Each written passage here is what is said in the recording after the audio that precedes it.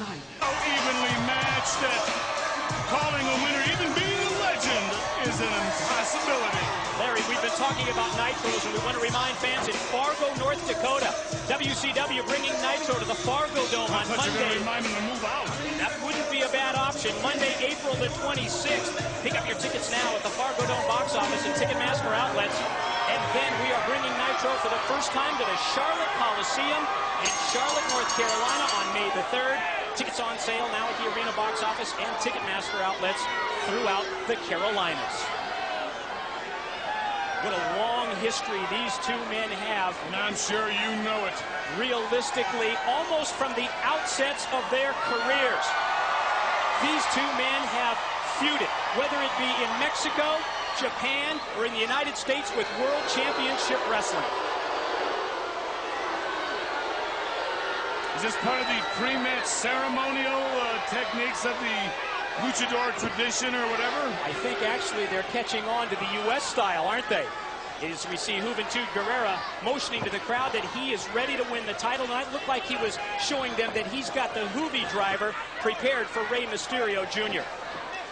Well, I tell you, each of these guys, I mean, studying videos of each other and knowing each other so well, you almost have to go in there with a complete different strategy, almost not being yourself, because if you are yourself, your opponent is going to know what you're going to do. And that's probably the hardest part of wrestling somebody familiar with your techniques and your style is changing. Because changing yourself is the hardest thing in the world. As we've made mention on several occasions within the ranks of the cruiserweight, that ability to vary your offense will often be the bottom line difference between victory and defeat. You remember that when Mysterio won the title from Kidman, he pulled out a move, a bulldog off the middle rope that we had never seen before from Mysterio. He used it as his finishing move that night. Just another example of how you can change your offense just even slightly to keep your opponent off guard. Well, I tell you, Juvi got Rey Jr. off balance, but he's not taking advantage of it here, Mike. He's out there with the crowd, jawboning, and that's not going to do good here against the champion. Larry, we talked earlier about the injury suffered by Hollywood Hogan, knee surgery upcoming for him in Birmingham, Alabama. Also appears that there are several other New World Order Red and Black members on the sidelines. Obviously, we know about Scott Hall.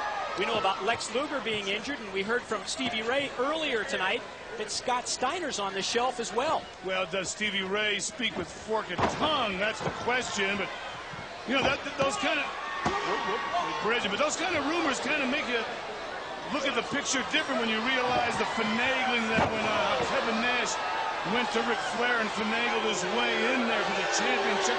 Kind of makes more sense now, doesn't it? Really makes a lot of sense when you consider that the NWO Red and Black has big guns like Hogan, Scott Steiner, Lex Luger, and Scott Hall all on the sidelines with injuries, and maybe that explains why Kevin Nash was making deals with Ric Flair. Yeah, big guns aren't good unless they have bullets in them. Shot off into the ropes. Mysterio ducks the clothesline. Whoa. Nicely executed flying head scissors takeover. And Juventud Guerrera rolls out to the floor to stop the offensive assault of Mysterio. Now, you're going to be seeing a lot of that. These guys are going to try to stop each other's momentum. They're just so fast. And, oh, he caught him coming in.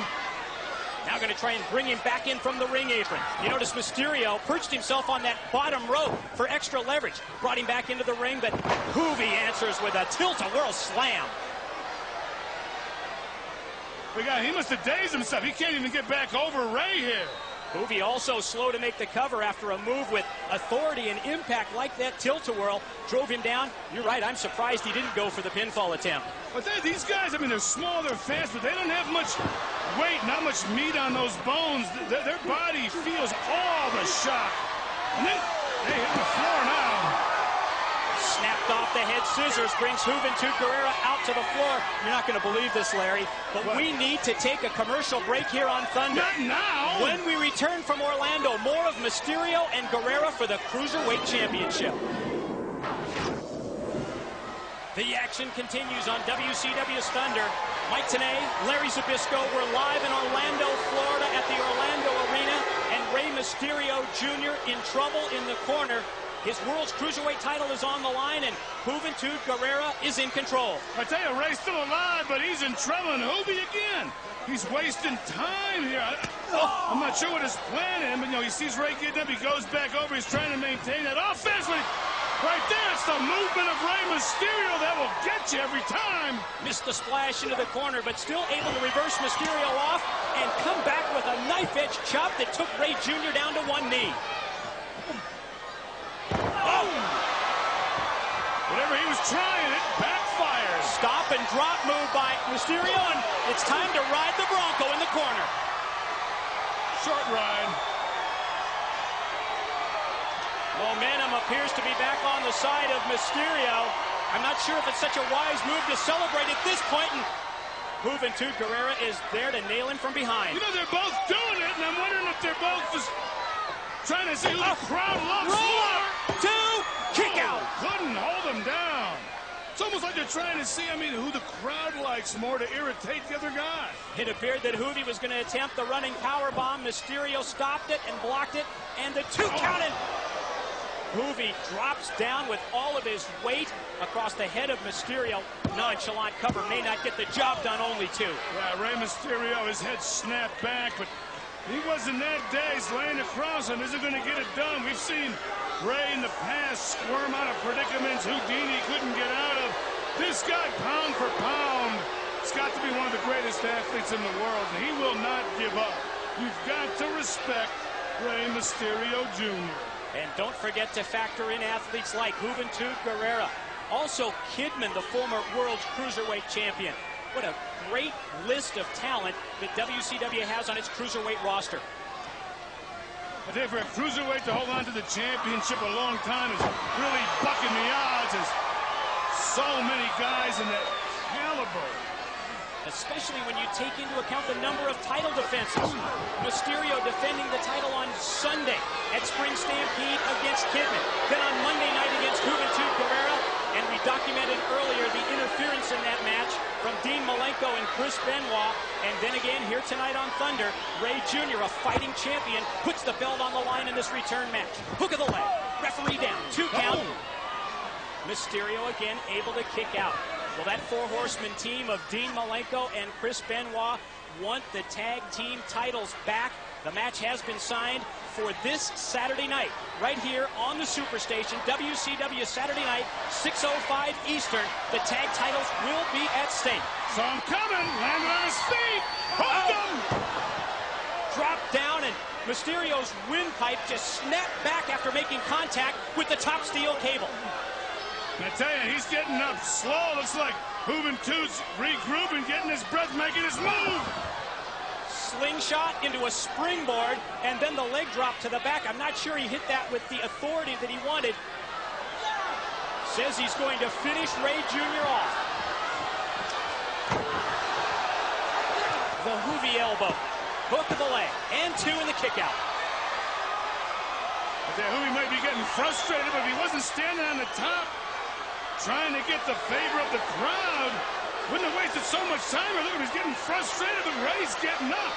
Well, when he loses his focus, it allows Rey Mysterio Jr. to regain his senses and his win back to his feet. Rey Jr. up on the shoulders. Drop down, shoves Juvi off into the corner.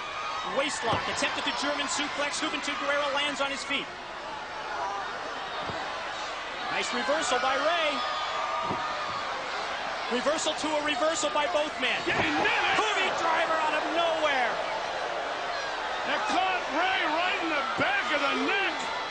But Juventud Guerrera unable to follow up with a pinfall attempt, and that may be the break that Mysterio needs. Tell you, the maneuvers these guys do, not only does it take a lot of energy, it's a pounding, whether you're on offense or the receiving end of it. High-priced tags are being paid by these guys physically. They make it to 30, I'll be amazed. Juvi drags the prone body of Rey Jr. over towards the corner. Up on top. Could be 450 time. No! It's exactly what he was going to do. Mysterio cut him off at the pass. Again, the The familiarity of these two men. They know each other's moves in and out, and Mysterio was able to stop what appeared to be a 450 off the top. Now Rey Jr.